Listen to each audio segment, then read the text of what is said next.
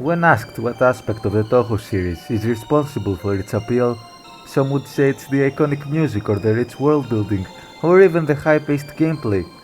But my answer would have to be the characters.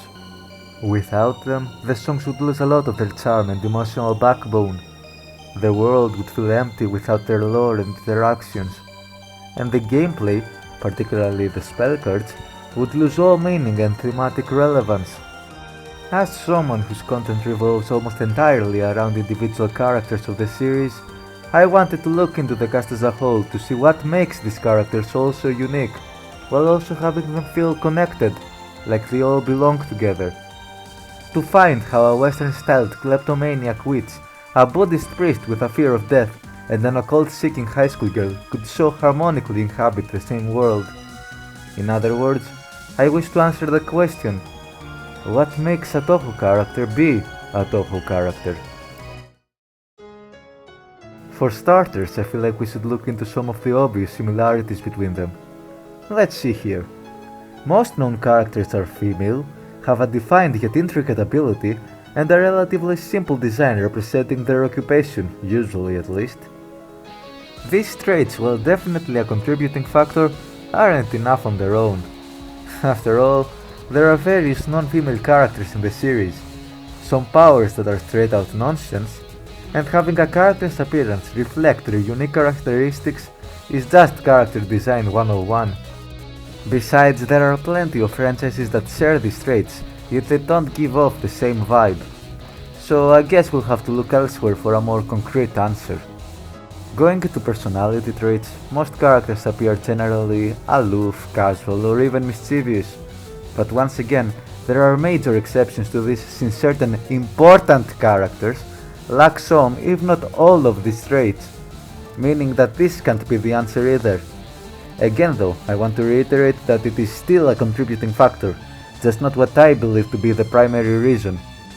Well then, I suppose that we should try looking into the inspirations behind the characters. As most of you already know, pretty much every member of the Touhou cast takes inspiration from various real-world mythologies, primarily the Japanese one for obvious reasons. Be it kitsune, tengu, vampires, magicians, fairies, shrine maidens, they all stem from folklore and religion, both of which are fundamentally connected to human tradition and fantasy. Now I know some of you might be doubting the connectivity that this would offer since, as stated, Touhou takes inspiration from multiple cultures that don't necessarily mesh well with each other. But that's part of the appeal since all these legends are altered and forced to coexist with each other, creating a sort of chaotic harmony.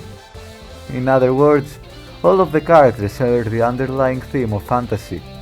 Interactions between them aren't just interactions between specific people, but also specific parts of human culture. And that's what I think separates Touhou from most other series. Every aspect of it, from its world to its story, and most importantly, its cast, serves as a celebration of human culture. And you'll find that's most evident when you actually take a look at the general factions of Gensokyo. We have people like Reimu and Sanae, shrine maidens powered by the faith in their gods. Said gods, meanwhile, are nothing more than the physical manifestation of humanity's belief in their existence. On a similar note, yokai are literally creatures created from people's fears. Magicians, like Marisa and Alice, are people that perform scientific research on metaphysical phenomena, an in-between of sorts between logic and fantasy. And Kappa, despite still being a species of yokai, operate primarily as traditional scientists would. As you can clearly see from these examples, humanity's beliefs aren't simply an important aspect of the story, but also a fundamental part of the characters as well as the world they are a part of. To summarize, beyond all the external similarities most characters share, the thing that makes them all feel like an indispensable part of a singular whole is that they all act as a tribute to a particular part of human culture. And it's through their interactions, their differences, their coexistence, in other words through the medium of Gensokyo, that all of these tales and legends are merged together into the chaotic harmony that is culture itself. Each character is a tribute to times and traditions that, while long gone, their impact is still being felt today. A haven for the past, and for some, a haven for humanity's whimsical fantasies. Ironically, one could say that the thing that ties all Touhou characters together is the very fact that they are Touhou characters, that Touhou's thematic elements are such a fundamental part of their existence. Touhou couldn't exist without its cast of characters, and said characters could never thrive outside of Touhou. Well, if you enjoy this sort of content, then feel free to check out the video currently on your screen, share your thoughts down at the comment section below, and subscribe for more Touhou videos in the future. Have a good one!